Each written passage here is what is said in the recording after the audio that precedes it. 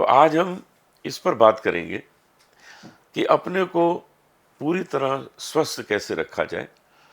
और उसके रामबाण तो गोयल साहब आप ही के पास है, बिल्कुल है। आपके पास ही आना पड़ेगा। बड़ी कृपा है बजरंग बली की। बजरंग बाण भी है और राम बाण भी है वाह वाह। आयुर्वेद में।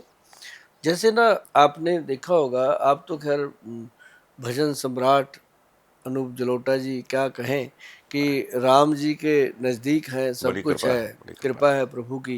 लेकिन आपने देखा होगा कि भगवान श्री राम जी ने भी आयुर्वेदिक जड़ी बूटियों को कितना सम्मान दिया, वो भी उस नाजुक समय में जब लक्ष्मण जी मूर्छित हुए। है। जी जी जी। कितना नाजुक समय होता है, उस समय भी उन्होंने दिमाग में ये रखा कि अब भाई को तो ठीक करना ही करना है, साथ में पूरी दुनिया को एक मैसेज देना है।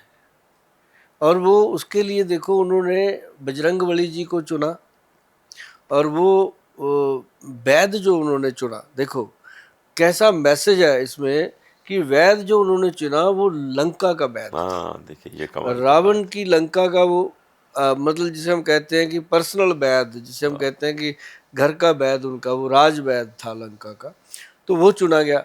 अब रामचंद्र जी ने दिखाया कि हमारे मन में उसके प्रति कोई द्वेष नहीं है, और वैद ने दिखाया कि वैद वैद होता है, चाहे वो दुश्मन का हो चाहे मित्र का हो, उसने उसको जान फूकनी होती है। हाँ, और रावण के द्वारा उसको अनुमति देना कि तुम जाओ, हाँ, कि तुम जाओ, कितनी बड़ी बात। कितनी बड़ी बात है हाँ। वो।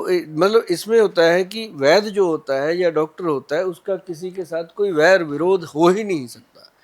और उसको फिर देखो, उसने जड़ी बूटी मंगवाई, हनुमान जी गए पहाड़ी से मंगवाई। ये एक मैसेज था कि जड़ी बूटियां जो है इसको भगवान ही पैदा करते हैं, सही है।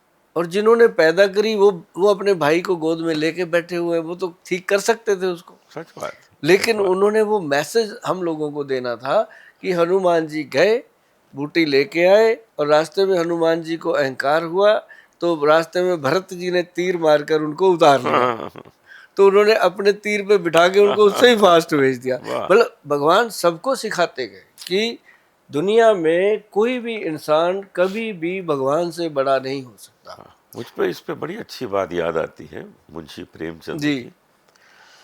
कि मुंशी प्रेमचंद की एक कहानी है कि दो आदमी एक गांव में दुश्मन, हम्म।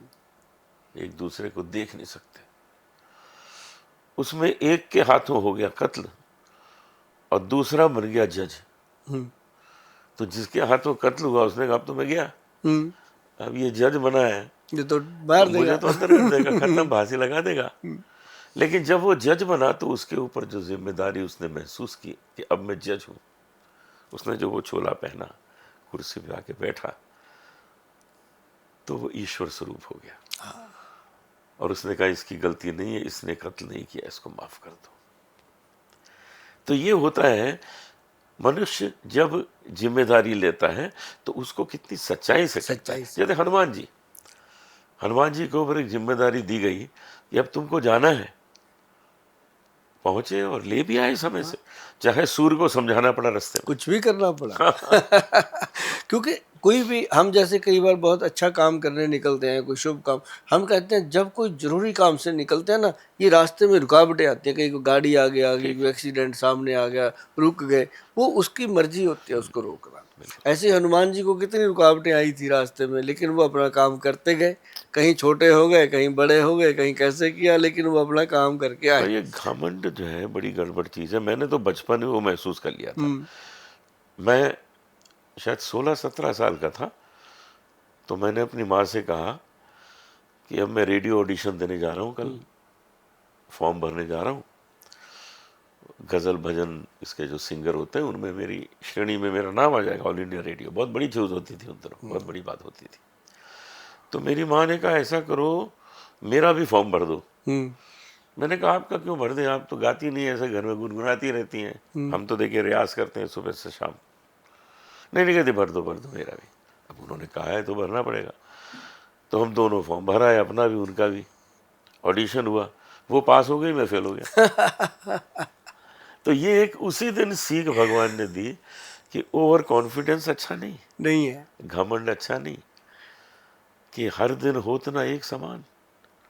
ये जरूरी थोड़ी कि हर दिन तुम अच्छा गा लोगे और पास हो जाओगे। बिल्कुल बिल्कुल। तो इसलिए ये जीवन में एक गांठ बांध लेनी चाहिए कि मनुष्य को घमंड किसी अवस्था में नहीं करना। नहीं करना।